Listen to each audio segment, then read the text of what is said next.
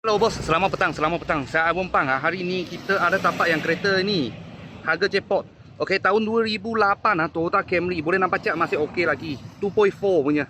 Auto harga jual 19,800. Ini kereta baru tapak saja. Okey, saya terus video lah. Terus video, kita tengok dalam punya condition macam mana. Okey, dalam 2.4 punya dalam memang leather lah, memang leather. Okey, boleh nampak Android Player pun sudah ada. Okey, kita jual satu harga aja sebab ini kereta baru sampai aja. Baru sampai belakang macam ni. Okey. Tahun 2008. Toyota Camry ya, Toyota Camry 2.4 punya. Okey, harga jual 19,800 harga cash. Harga cash. Ini macam datang, ini macam pergi ya. Ini macam datang, ini macam pergi. Dia punya rotate berapa? 742. Okey.